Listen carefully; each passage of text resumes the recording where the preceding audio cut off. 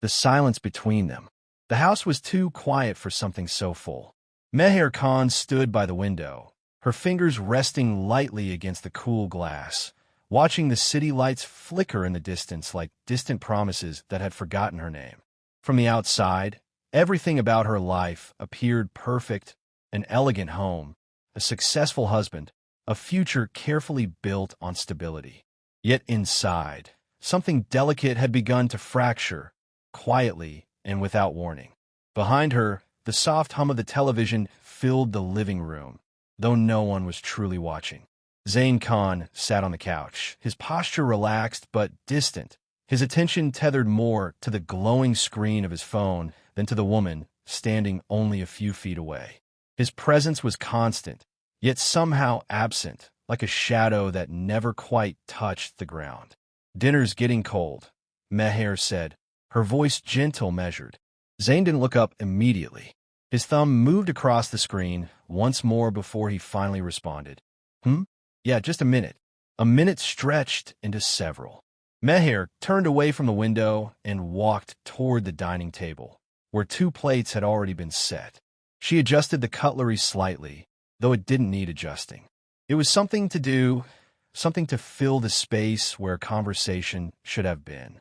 When Zain finally joined her, he offered a brief smile, the kind that acknowledged presence but not feeling. "Long day," he muttered, taking a seat. She nodded. "They all are." The silence that followed wasn't hostile.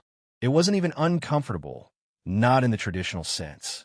It had simply become familiar, a quiet routine neither of them questioned anymore. But familiarity, Meher had begun to realize, could be its own kind of loneliness. The following evening brought a subtle change. Zain mentioned, almost casually, that a colleague would be visiting, someone important, someone he respected. Meher listened with polite interest, though she had grown accustomed to these introductions that rarely extended beyond formal greetings and courteous smiles. "He's different," Zain added, as if sensing her indifference. "You'll like him." Meher didn't respond immediately. Instead, she focused on arranging fresh flowers in a vase, her movements slow and deliberate. "I'm sure I will," she said finally, though her tone carried no particular expectation. When the doorbell rang later that night, it wasn't anticipation she felt, it was habit. She opened the door to find a man standing there, his presence calm, but unmistakably grounded. Ayaan Malik.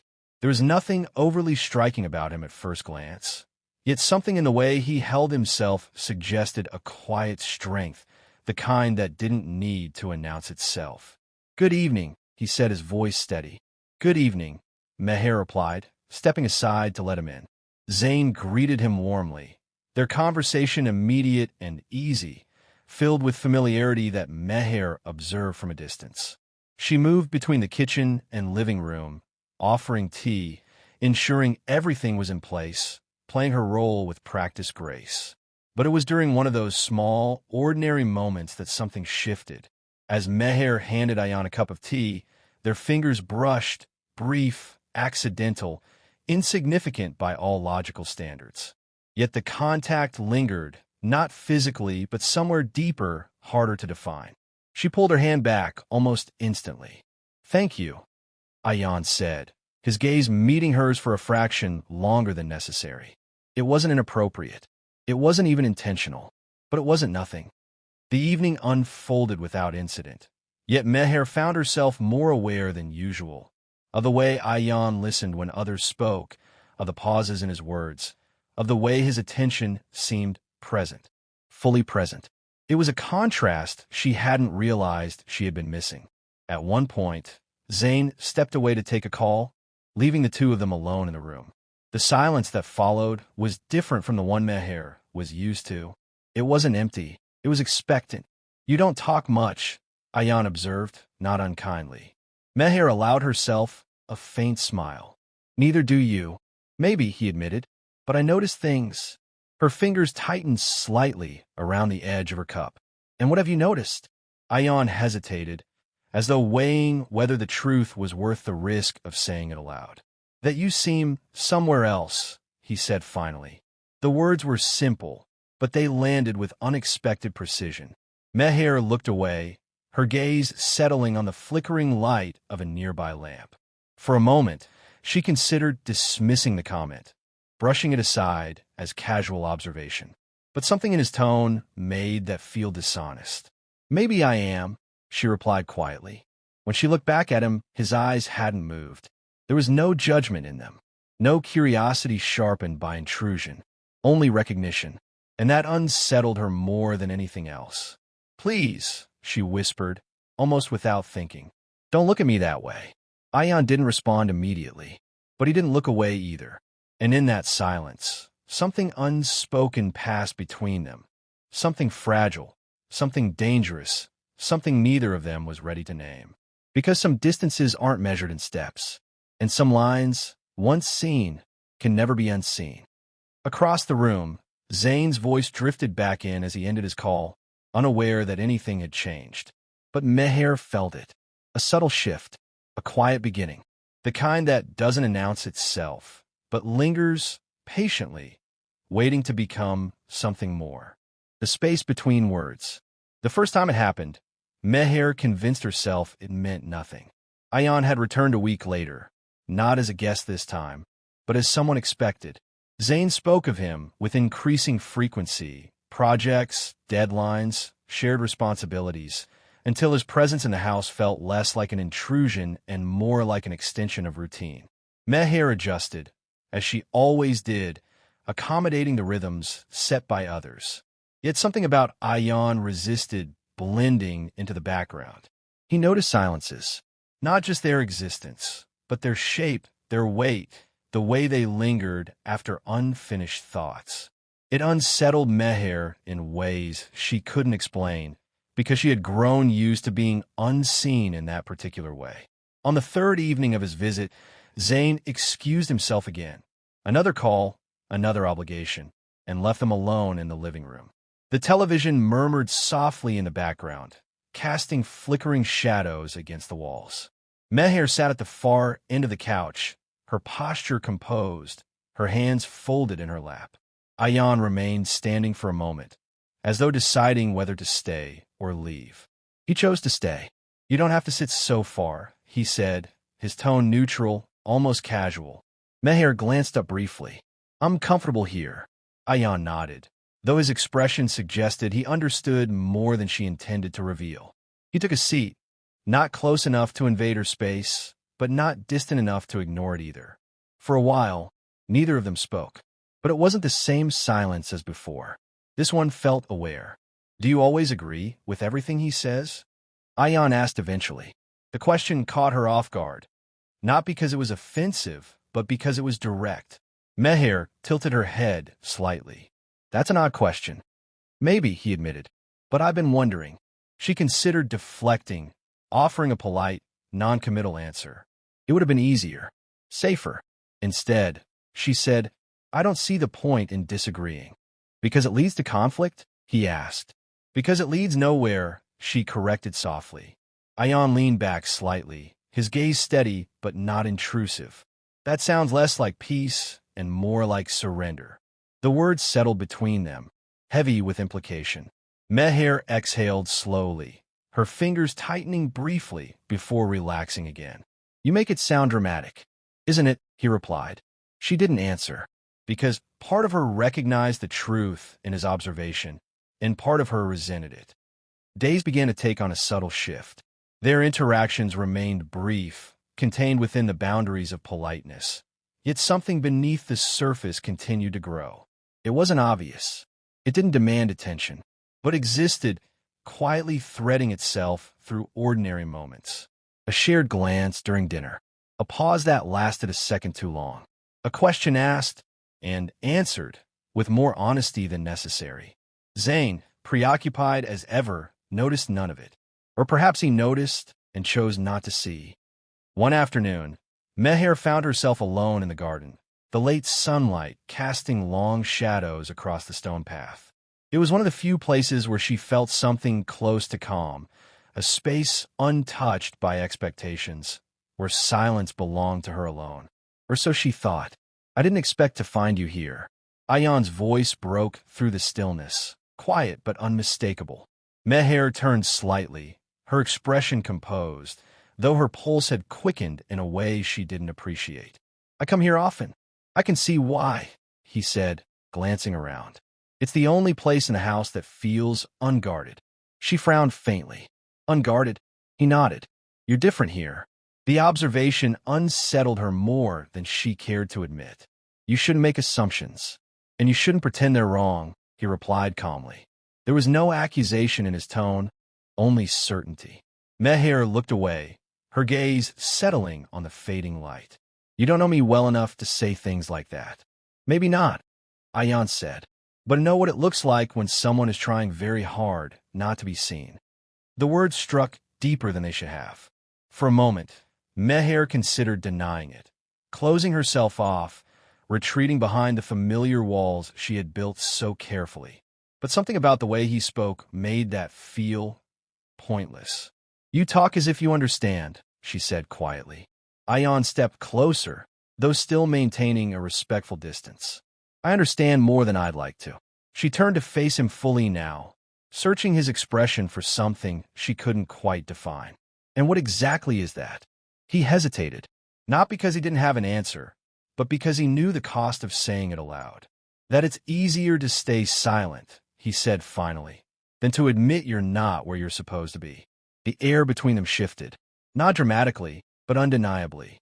Meher felt it in the way her breath caught, in the way her thoughts seemed to falter for just a second too long. She should have stepped back. She should have ended the conversation. Instead, she stayed. "That doesn't mean anything has to change," she said, though the words felt less certain than she intended. Ayaan studied her for a moment, his expression unreadable. "No," he agreed. "It doesn't." But neither of them believed it. Later that evening, as the house returned to its familiar quiet, Meher stood once again by the window, her reflection faint against the glass. She told herself nothing had happened. No boundaries had been crossed. No promises broken. And yet, something had shifted, not in the world around her, but within her. A small, almost imperceptible fracture. The kind that doesn't shatter all at once. The kind that waits. And in the stillness of that moment, Meher realized something she hadn't allowed herself to acknowledge before. It wasn't just Ayaan who was noticing the silence anymore. It was beginning to answer back. The line that waited. The shift did not arrive with noise. It came quietly, like everything else between them, settling into the spaces they had already made without realizing it. Meher noticed it first in absence. Ayaan stopped coming as often. Where his presence had once threaded itself through the evenings with quiet familiarity, there was now a deliberate distance. Zain still mentioned him. Meetings, deadlines, shared work. But the house no longer carried the same subtle awareness that had once unsettled her. It should have brought relief. Instead, it left a strange restlessness in its place. She told herself it was nothing more than adjustment, a habit disrupted, a routine altered. But habits did not linger in the mind this way. They did not echo in silence or return in half-formed thoughts that refused to settle. Something else had taken root, and it did not fade simply because it was ignored. The next time she saw him, it was not planned. Zain had asked her to drop off a file at his office. Something urgent, something he could not leave his meeting to collect. Meher agreed without question, grateful, perhaps, for the distraction. The office building was colder than she expected, not in temperature, but in feeling, glass, steel, and quiet efficiency. It lacked the softness of home, the small details that made silence bearable. Here, everything felt intentional, precise, unforgiving. She was guided through a series of corridors before being directed toward a conference room. The door was slightly ajar, and inside, Ayaan stood alone. He looked up as she entered, surprise flickering briefly across his expression before it settled into something more controlled. "I didn't know you were coming," he said. "Neither did I," Meher replied, holding out the file. "Zain asked me to bring this." Ayaan took it, his fingers brushing against hers for the briefest moment. This time, neither of them pulled away immediately. It was subtle, but it was enough. The silence that followed felt different from any they had shared before. Not uncertain, not searching, but aware, fully, undeniably aware. "You haven't been coming by," Meher said, her voice quieter than she intended. Ayaan exhaled slowly, as though he had anticipated the question. "I thought it would be better." "For whom?" she asked. The question lingered, heavier than its simplicity suggested. "For everyone," he replied after a pause. Meher nodded faintly, though something in her expression tightened. "That sounds like an easy answer." "It's not meant to be easy," Ayaan said. "Just necessary." She looked at him then, not casually, not politely, but directly, as though trying to understand something that had remained just out of reach. "And is it working?" she asked. Ayaan held her gaze. For a moment, neither of them spoke. Then, quietly, no. The words settled between them, unguarded and irreversible. Meher felt it before she could process it. The shift, the acknowledgement, the quiet collapse of something they had both tried to maintain. "This isn't right," she said, though her voice lacked conviction. "I know," Ayaan replied. Neither of them moved, because knowing had never been the problem. "You should go," he added after a moment, his tone softer now, but no less certain. Meher didn't respond immediately. Instead, she glanced toward the window behind him, where the city stretched endlessly, distant and indifferent. For a second, she imagined walking away, returning to the life that had been carefully arranged for her, stepping back into the silence she had once accepted without question. It would be simple, predictable, safe, and yet her feet did not move. "Why does it feel like leaving is the harder choice?" she asked, more to herself than to him. Ayaan didn't answer right away. When he did, his voice carried a quiet weight.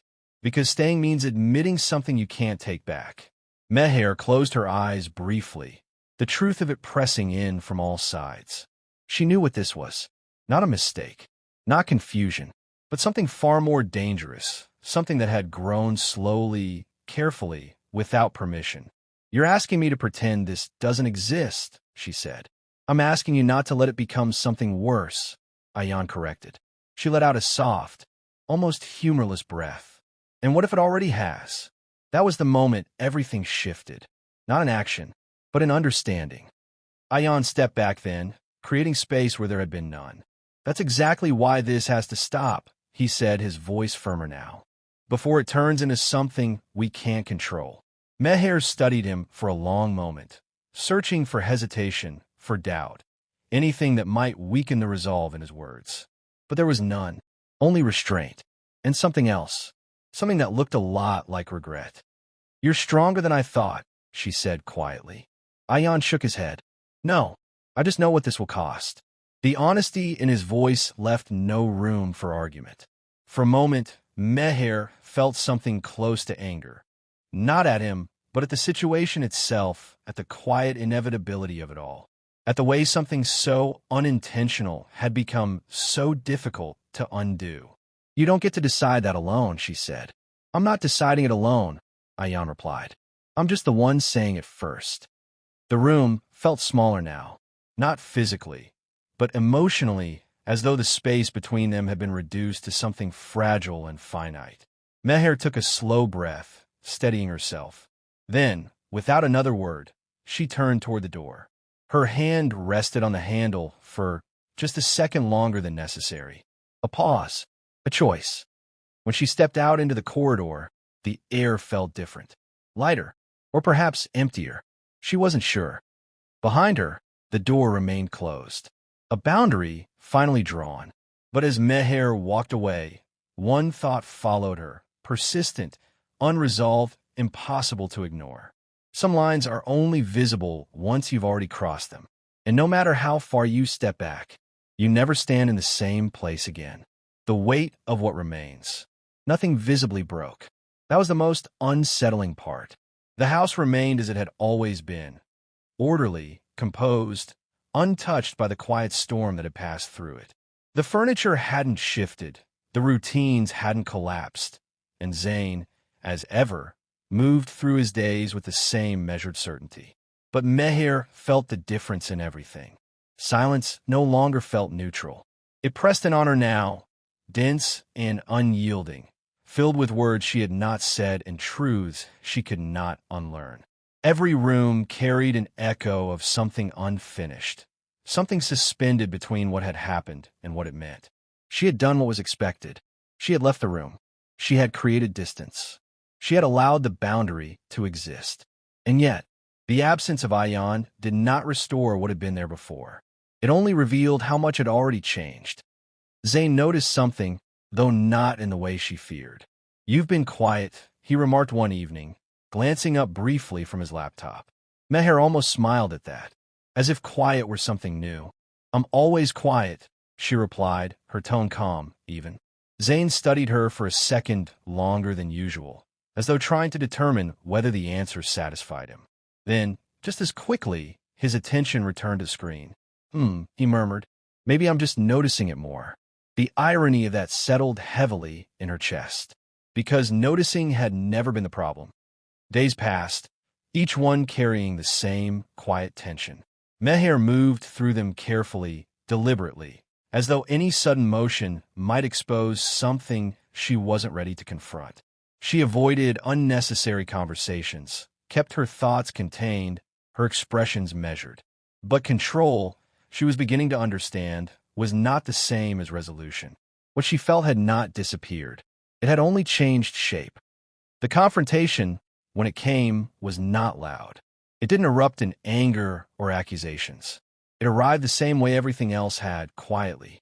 Zain found her in the garden one evening, standing in the fading light, her gaze distant. "You've been somewhere else lately," he said. The words were simple, familiar, and for a moment, Meher felt something shift uncomfortably inside her, because she had heard them before, from someone else. She turned slightly, her expression composed, but no longer entirely guarded. "Have I?" Zain stepped closer, his posture uncertain in a way she hadn't seen before. "I don't know," he admitted. "It just feels like you're here, but not really." Meher studied him carefully. There was no accusation in his voice, only confusion, and perhaps beneath that, something else, something he didn't quite know how to name. "Does it matter?" she asked softly. Zain frowned. "Of course it matters." "Why?" she pressed, not harshly, but with a quiet insistence that demanded more than a surface answer. He hesitated, and in that hesitation, Meher found her answer. "I thought we were fine," Zain said finally. The words lingered in the air, fragile in their simplicity. Meher looked away, her gaze settling on the shadows stretching across the ground. "We were functional." Zain's expression tightened slightly. "That's not the same thing." "No," she said. "It isn't." The truth, once spoken, did not explode. It settled. Heavy, irreversible. Zain exhaled slowly, running a hand through his hair, as though trying to gather thoughts he had never been forced to examine before. "Why didn't you say anything?" Meher almost laughed, but there was no humor in it. "When would I have said it?" she asked. "Between your calls? Your meetings? The moments when we were in the same room, but not really together." The words were not sharp, but they were precise, and they landed exactly where they needed to. Zain didn't respond immediately. For the first time, he seemed to truly consider her, not as part of the life he had built, but as someone separate from it, someone with thoughts he had not asked about, feelings he had not noticed. "I didn't realize," he said. Meher nodded faintly. "I know, that was the problem." Silence followed, but it was no longer the same silence that had existed before. This one was aware, uncomfortable, honest. "There's someone else, isn't there?" The question came without warning, not accusatory, not even certain, just present. Meher felt her breath catch, not because she was unprepared, but because hearing it spoken aloud made everything undeniably real. She could have denied it. She could have chosen the easier path, the one that preserved appearances and avoided consequence. But something in her had already shifted too far for that. There was, she said quietly. The distinction mattered, even if it didn't change the weight of the truth. Zain absorbed the words slowly, his expression unreadable. "What does that mean?" he asked. "It means nothing happened," Meher replied, "and also means everything did." The contradiction hung between them, difficult but accurate. Another silence, longer this time. "Do you love him?" Zain asked, the question quieter now, stripped of everything but its core. Meher closed her eyes briefly. When she opened them, her answer was steady. "I don't know," she said, "but I know I felt something I haven't felt in a long time." Zain nodded slowly, as though the honesty, however painful, was something he could not reject. "And now?" he asked. Meher looked at him, really looked at him, for what felt like the first time in years. "Now I have to decide what that means," she said. The choice was not immediate. It could not be, because it wasn't just about Ayaan, or Zain, or even the life she had been living. It was about something far more difficult, herself. That night, as the house returned to its quiet stillness, Meher stood once again by the window. The city lights hadn't changed, but she had. And for the first time, the silence didn't feel like something to endure. It felt like something waiting to be answered. Some stories end with a choice. Others begin with one. And as Meher watched her reflection blur against the glass, she understood something with a clarity she could no longer ignore. She had stepped beyond the life she once accepted, and whatever came next would no longer be lived in silence.